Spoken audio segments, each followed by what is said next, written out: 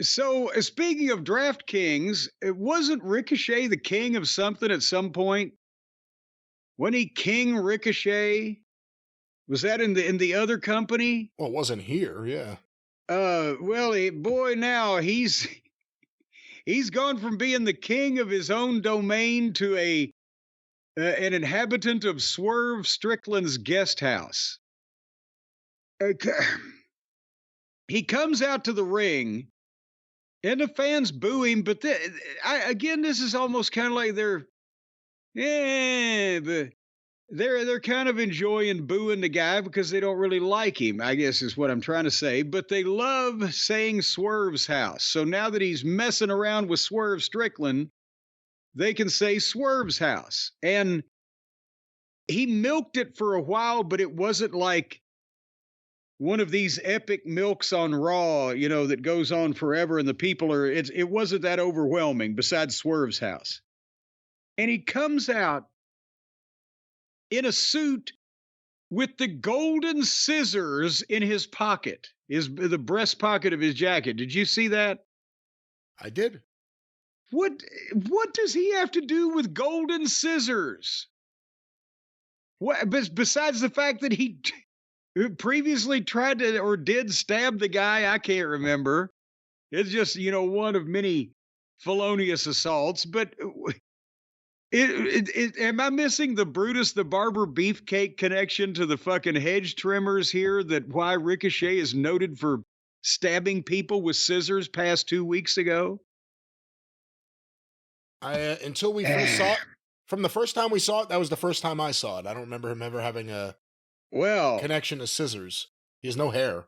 this could be the first time, maybe the last time, I don't know. He just butchered the Rolling Stones, but okay. So, well, they're old and I can get away with But it. they're alive, and you should have some respect. Well, pahak patui, Mick Jag, I humble you. But nevertheless, the golden scissors were in his pocket, and his first words after all this dramatic milking of the kind of tepid response was, "You know what?" And I'm like, what the fuck? This fucking guy.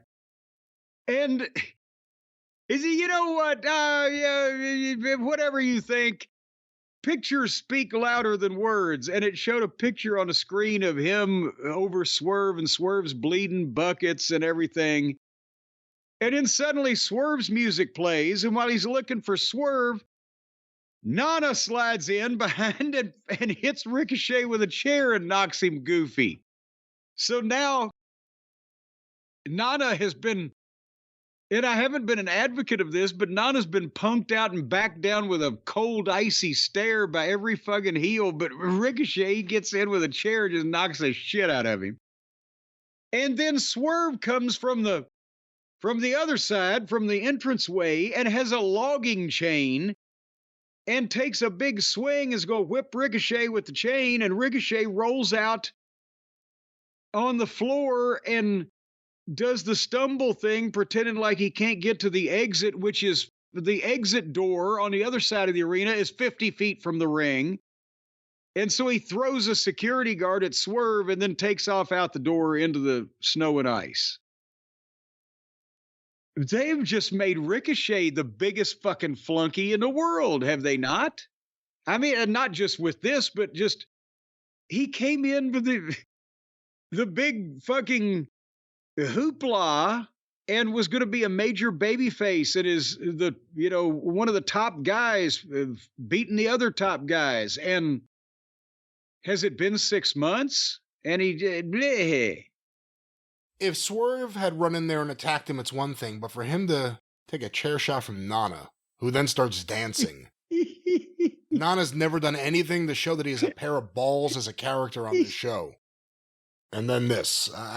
That's the thing. It's like I want to lean into the Ricochet thing and like it, because, okay, he's all of a sudden dressing like a nerd, and it kind of matches the voice. But he gets beat down by the fucking manager of Swerve. I mean, everything they do, it's like 1 step forward, 5 steps back. Every time you want to give him a little bit of credibility, they treat him like a jerk off. Don't the baby faces switch heel because they feel like they can do better? They've been wrong somehow. He was, as a baby face, people were cheering him, and That he was just beating everybody. And he opened his mouth. Yeah, he started doing promos and people heard him talk. Yes. And then when people told him on Twitter about how bad they didn't want to hear him talk, then he started fucking cussing him out individually. And now he's a fucking heel. He gets laid out by the manager.